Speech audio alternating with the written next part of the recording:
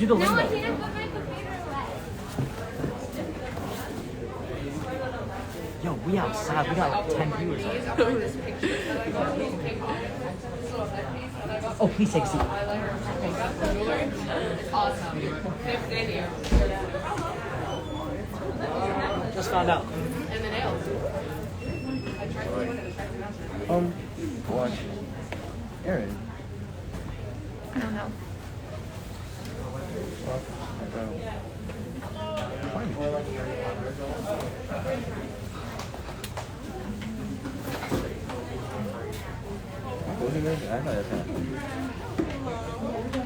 Do an emoji. Do an emoji. Oh, emoji. Y'all can like dazzle it up.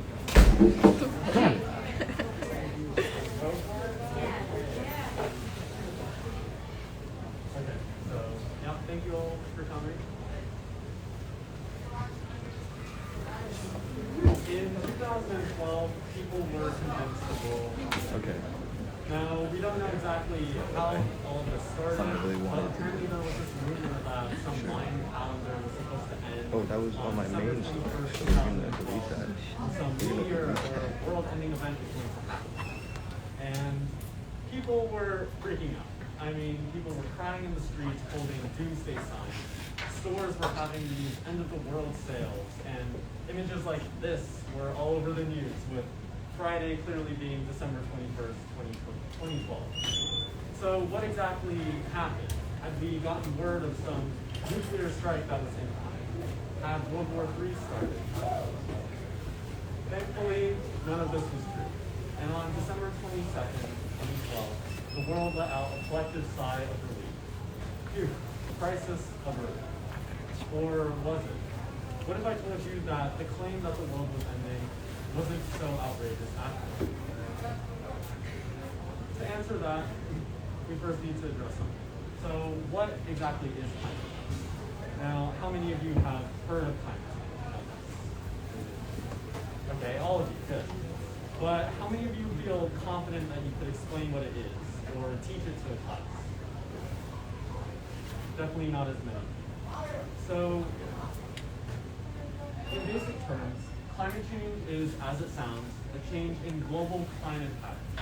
And this is to be heavily distinguished from weather, because climate is average precipitation and temperature over a long period of time. A famous, or not a famous, but a popular claim is that, oh, the weather was cold yesterday, or it rained last week, but I thought that the world was supposed to be, warming or whatever. But that's not true. Weather is not the same as climate. Just because it was cold yesterday doesn't mean that we're not experiencing warming on an average scale. So, going off of that, climate change is a general increase in global temperatures.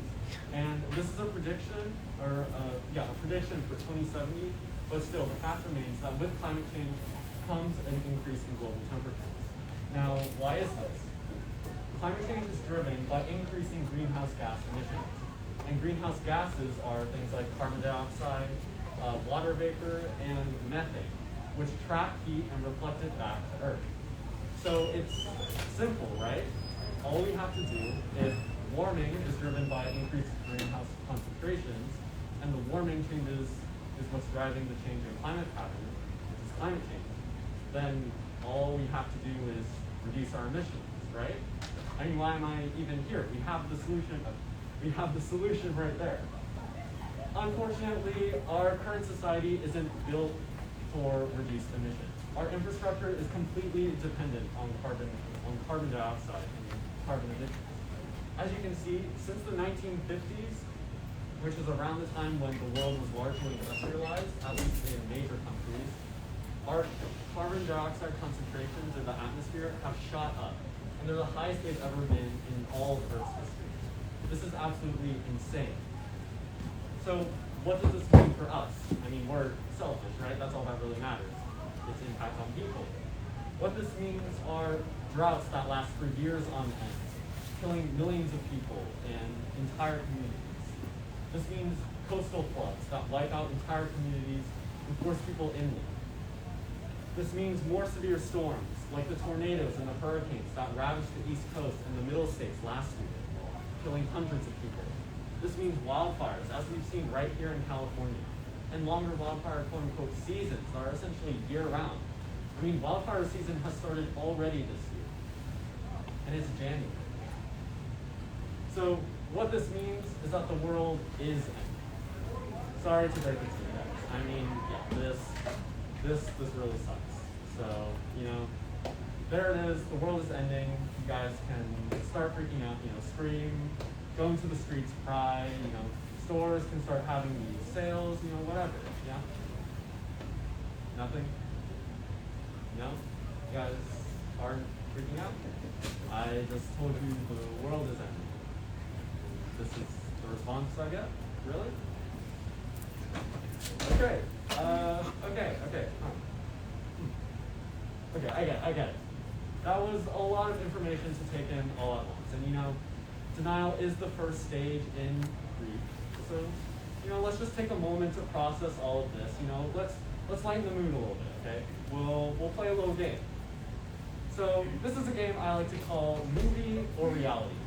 I'm going to show you a picture on the screen, and you have to guess whether it's from the movie The Day After Tomorrow, made in 2004, starring Jake Gyllenhaal himself.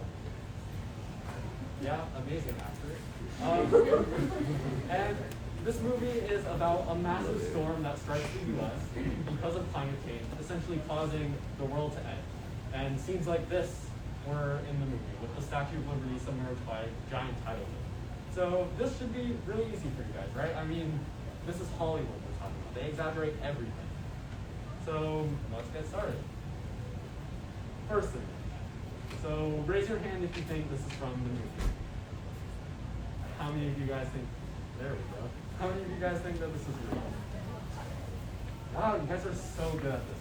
I mean, look at this. This is a giant hurricane taken in 2018, Hurricane Florence, that struck New Orleans. And it seems to be, this is a photo taken from space. It seems to be covering what looks like a quarter of the globe.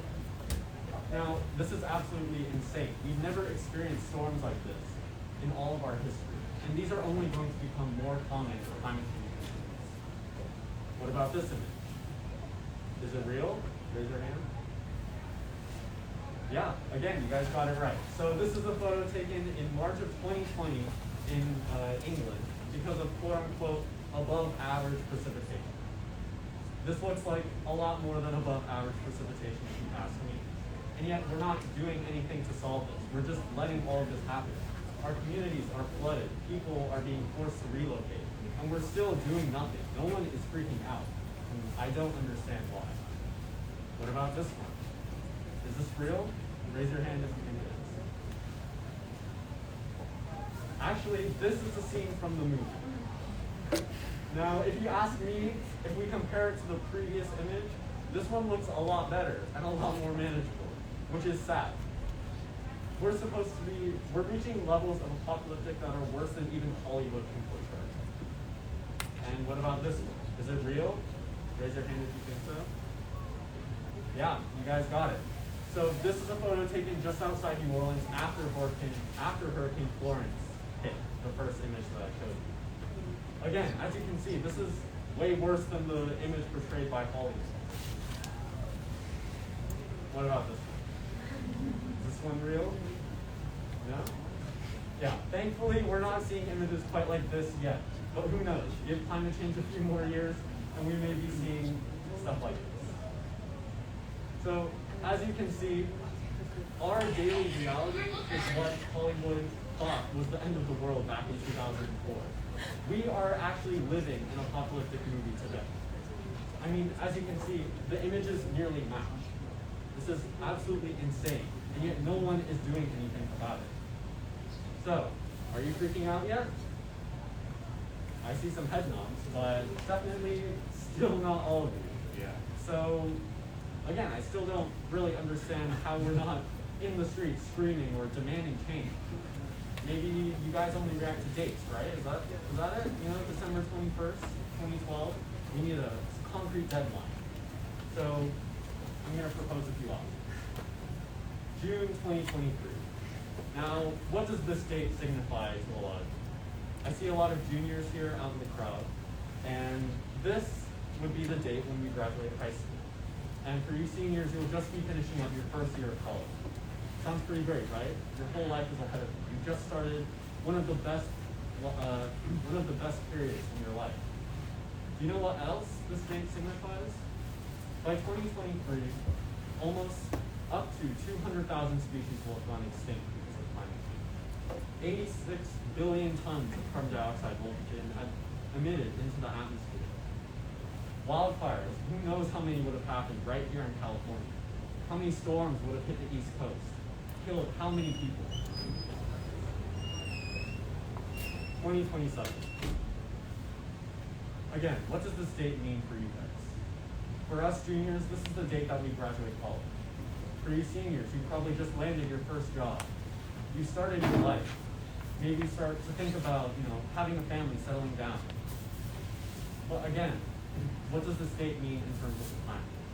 By some estimates, climate change in 2027, if we continue on the path that we're on today, will become irreversible by the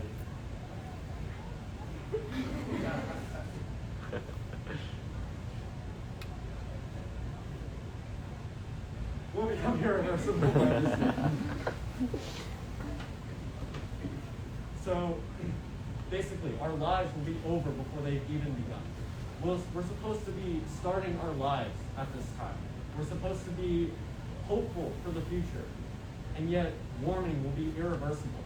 What this means is that no matter how much we reduce our emissions, if we surpass our carbon budget, it doesn't matter. No matter what we do, we'll still be feeling the effects of climate change. That means wildfires, that means floods, that means hurricanes. And we can't do anything to stop it if we let this happen.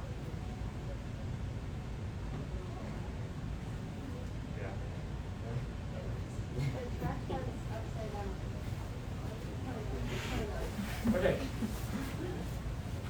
2035. Now, by this time, we're what?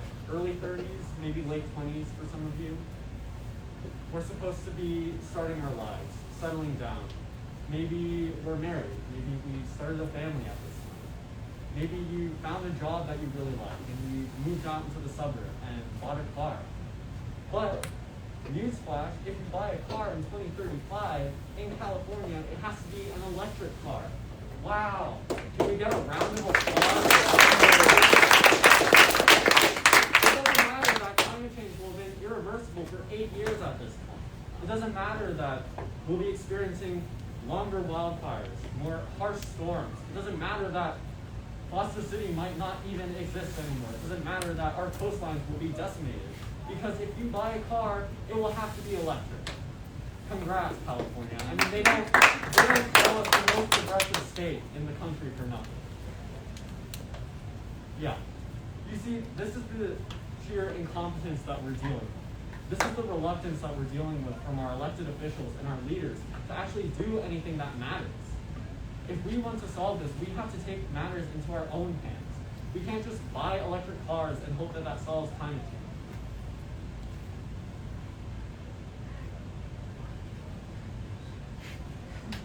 Still up there. Okay, last day. 2050. And this is a big one. At this point, we're, 45 years old for a lot of you, at least mid-40s. We've probably settled down at this point. We've gotten married, or we're happy with where we are in our lives. Maybe some of you have even had children. However, I hope you haven't, because if we continue on the path that we're on today, climate change will have been irreversible for 23 years at this point. The sea level will have risen up to 1 foot at this point, which may not sound like a lot just by itself, but believe me, if you live anywhere near the ocean, as all of us do, that's a big deal.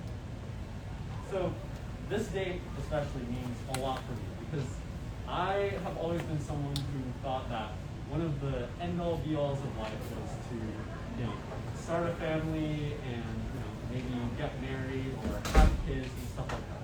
But as I've learned about climate change, I've realized that maybe that dream just isn't possible. Maybe I don't have that future in store for me. Because I don't know if I can do that to the next generation. I don't want to condemn them to a fate worse than mine. Because while we will have We will be 45 by this point. We'll be on our way out already. But if we bring people into this world at that age, their troubles will just be starting. Who knows what kind of problems they'll have to deal with. Stability won't be a term in your vocabulary. Seasons, either. Summer will blend into fall, will blend into winter, will blend into spring. We won't know what stability is anymore. People will be forced to relocate. Storms hitting all of our coasts. We can't do that to the next generation. That's not fair, because that's exactly what the older generation has done to us. So I'm not trying to scare you guys by telling you all this. Or, well, that's kind of a lie. I am trying to scare you. But what I'm trying to do through all of this mainly is to get you to realize that climate change isn't a problem that we can just ignore and put off. It isn't a problem that we can just forget about or say, oh yeah, that's pretty bad, but then go about our daily lives as usual. Because climate change is a problem that affects all of us, you and me, no matter who you are. If you're a good person, a bad person, whether you're actively putting oil into our oceans or doing everything you can. Climate change doesn't care about who you are. The world doesn't care about who you are. This will affect all of us, and this determines our futures. Are we really going to stand by and let it be taken from us? So I ask, why aren't people freaking out about climate change? And the answer is because we've never faced a problem like this before. In the past, there's always been a war we could fight. There's always been someone we could bomb or shoot or fight. But this time, we're not dealing with something like that. We're not dealing with some external threat that we can antagonize. Instead, the problem is us. We're the ones who have created this problem. It's our lifestyles, it's our daily conveniences, it's our apathy that has created this problem. Us not doing anything has just solidified our fate. So what do we do? I mean, this all sounds pretty bleak. Is there even hope for us at all?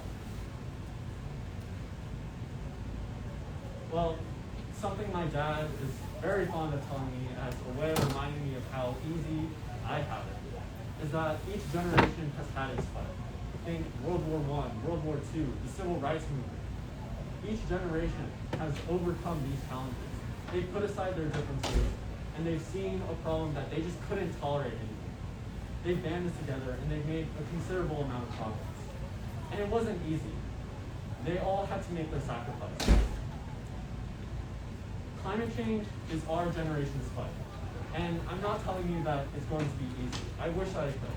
I wish I could tell you that turning off the lights in your room at night, or switching to eating meat once a week, or driving an electric car will solve the climate crisis. But that's not true. We can't do that. This isn't going to be easy. We're going to have to sacrifice more than we ever have before. Because it's all of us right now that are creating this problem. So I don't want you to leave here today feeling inspired or even hopeful, really. I want you to leave here feeling a sense of urgency. I want you to leave here feeling angry that our futures are being taken from us. Because as this photo suggests, the fate of the world is literally in all of our hands. Our decisions matter. Everything that we do matters. So I want to ask you, today, after school, when you go home, are you just going to sit around doing what you normally do and just forget about this entire presentation, forget about climate change? Because that's the easy thing to do. It's what we've been doing for years now. Or are you going to finally wake up and accept that maybe we have to do something about this? Because maybe it's not the people who have created this problem, the older generations, who are going to have to deal with it. Maybe it's us. Maybe it's our futures that are at stake here. Maybe it's our kids' futures who are at stake here. Maybe it's the fate of the entire world that's at stake here. So what are you going to do? Are you going to join me in freaking out? I hope that your answer is yes.